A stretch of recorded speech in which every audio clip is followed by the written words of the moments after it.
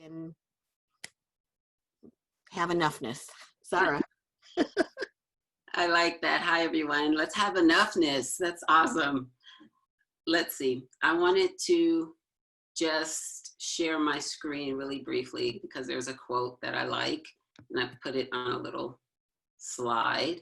So I don't know if you all can see this because like your faces are kind of in the way. Can you see the whole quote, or do you see your faces kind of in the way? You're good. All right. So this is, you know, the title of the talk is I Am Enough, but then also the reason that this came up was because Mushim and I were talking about the fact that, you know, kind of what she said, what's needed now in movement building. We were just kind of building and not only comparing notes, but, you know, like envisioning what we want to see and what we would like to see. And then also thinking about this theme of creativity that Mushim mentioned, and the idea of, you know, feeling enough power to bring in everything that we need if it's needed, not to feel like, oh, well, you know, it doesn't fit a certain label, or it's not, I don't give myself permission, or my community or my job doesn't give me permission to kind of, to take care of myself in the way that I need in order to do community building work.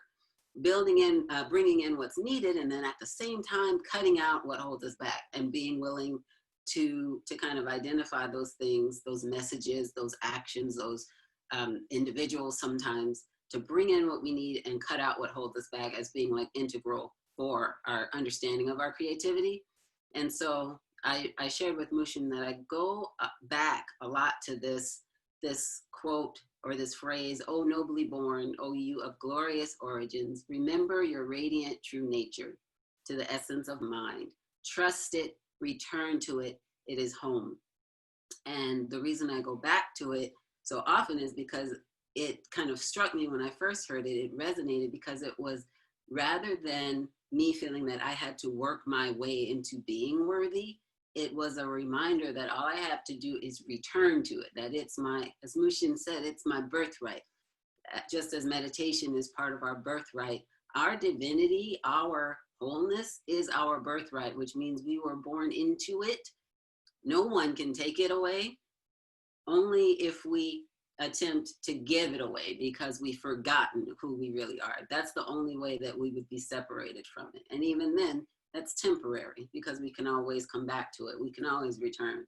So a lot of activists, especially people of color, we were saying they, you know, especially during this time with the pandemic, the sheltering in place, and then the murders of Black people, the protests, and, you know, all the other kind of life issues that come up for us, we often feel anxious and these feelings of inadequacy.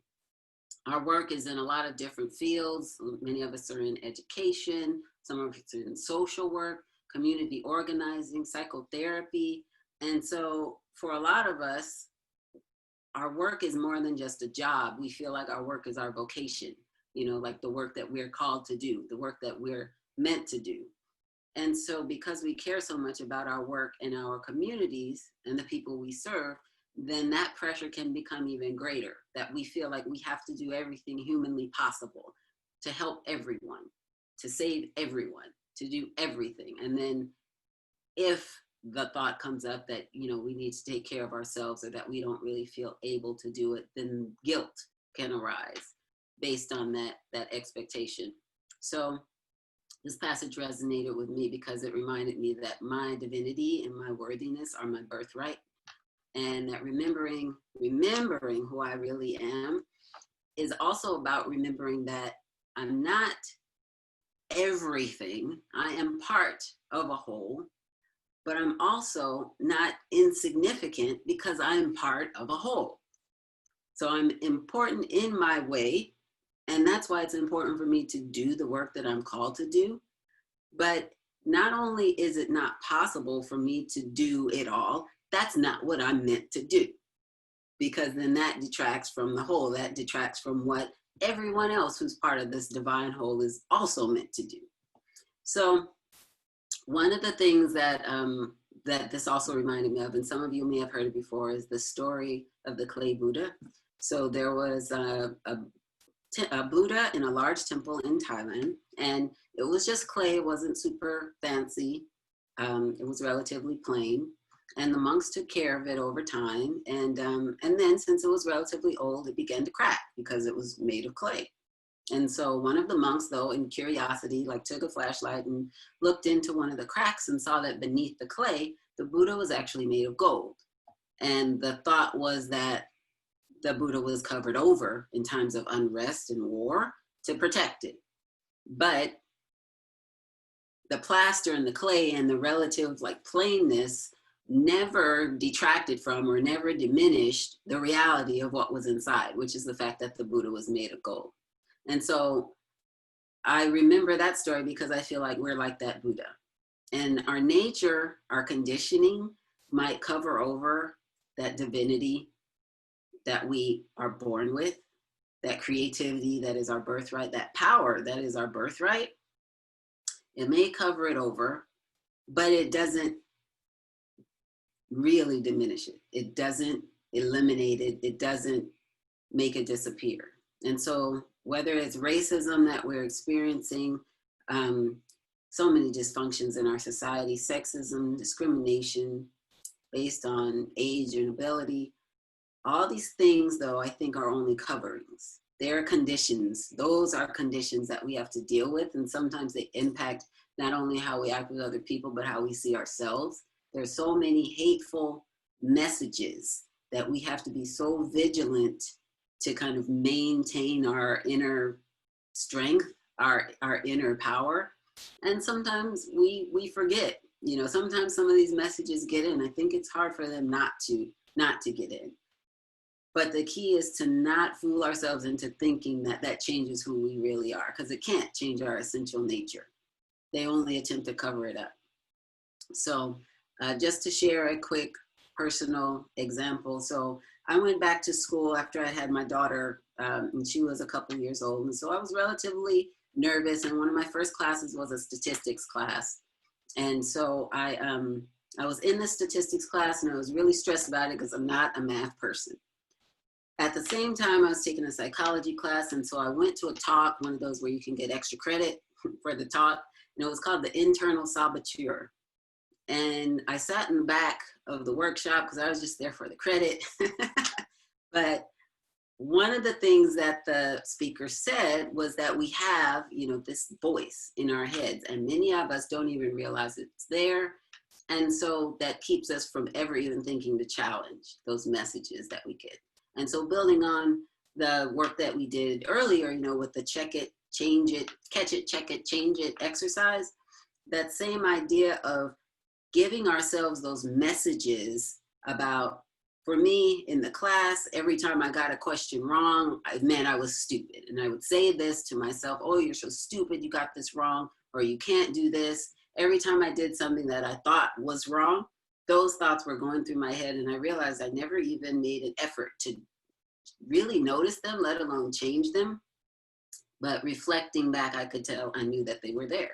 So what I decided to do, again, kind of thinking about the catch it, check it, change it, I knew it, I felt silly, but what I realized was that if a friend had told me these things like, oh, I took a test and I got one wrong, I must be stupid. What I realized was that I would tell that friend, no, you're not stupid. That doesn't mean you're stupid, not at all.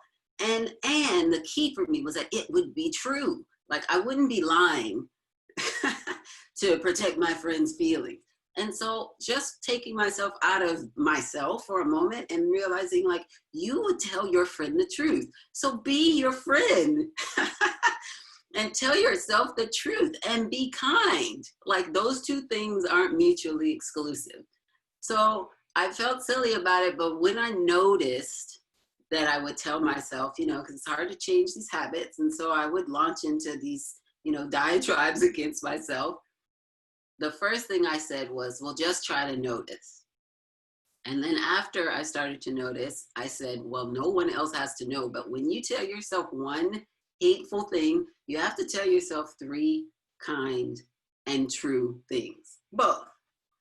And sure enough, I mean, I felt silly doing it, but then that became a pattern, right? Noticing, oh, well, I just called myself stupid. So what's one thing? Well, you have a nice smile and, you're not doing badly in the class. You just got one thing wrong. And I would just say those, give myself my 3. And then just like Mushim just said, I started to tell myself, after you give yourself your 3, pat yourself on the back, like literally, like you can't just do a mental pat. And so I'd give myself my pat and continue on. But I guess what I learned from this is that those thoughts that are going through my head are not necessarily true. And that even though I'm not perfect, to tell myself those 3 things that were true and also kind, it helped me reorient myself to knowing that both of those things can coexist. And that in order for me to like really step into my own divine nature and to remember who I really am, I couldn't say, well, I want to be nice to everyone else. I want to tell my friend things that are kind and true, but who cares about me? That is out of balance. And so what I realized is that I have to be able and willing to kind of model that behavior, to really start it from inside me, so that then I actually could, engage in the work that I'm called to do, and do it from a place that's authentic, so that when I'm, listening to, to community members or to students or to friends who are, having a difficult time, I can listen from a place of empathy, knowing that, not only knowing that I felt it, but also knowing that, when I try to give them words of encouragement, those words are true. They're coming from a heartfelt place, and they're the same kind of words that I would give to myself. So I just think sometimes as activists, as people of color, as social change agents, we're more concerned with doing what we see as our, the real work, the work for the people or for the community. And we don't see, it is definitely a form of self-care, but it's so very deep, right? That's what would lead us or motivate us to even want to really take care of ourselves. We have to see our value, and we have to remember that we are divine. We are no less than divine. So as we kind of, try to move through this process, we need to, because it's hard to change habits and change our conditioning overnight. But just like that catch it, check it, change it exercise that we've done, we have to be able to do that with some of those thoughts that make us feel this. It's not only an outsized expectation. It's not necessarily that it's too big for us. It's that that's not our work to do it all. And if we are feeling, insecure, if we're feeling sad, if we're feeling like physically run down, our work is not to overlook that and say, well, I have to go and do X, Y, and Z for other people. We're not doing our work if we don't kind of turn inward and give ourselves that same love and that same compassion that we would probably give more to a stranger sometimes than what we would give to ourselves. So as Mushim said, I just kind of wanted to offer this talk as a reminder that our practices, first of all, we can see our practices not only kind of as these huge comprehensive, like lifelong practices, because sometimes they have to start with a baby step. It's like building a muscle. And so if we start, like I started with just noticing that these hateful things were going through my head, and also realizing no one had ever talked to me as meanly as I talked to myself. When I saw the words going through my head, I thought nobody has ever said that to me. But building from noticing, from that baby step, to kind of trying to create a counter message, as silly as it might be, to an actual physical, pat on the back. I think that those are all like small practices, but our practices can help us move into a place of knowing our own power, and identifying ourselves with the divine is what actually helps us treat everyone as though they're divine. Because when we know it in ourselves, then we can't help but know it about other people. If we don't treat other people the same way, then we don't really know it. That's my theory anyway. So we show up, as Mushim said, and we do what we can, and we try to always return and remember who we really are. So that was my offering, and hopefully it's helpful and maybe stimulated some, you know, some resonant thoughts in you, and maybe we can have a good conversation. Oh, let me stop share. Okay. Thank you, Zahra.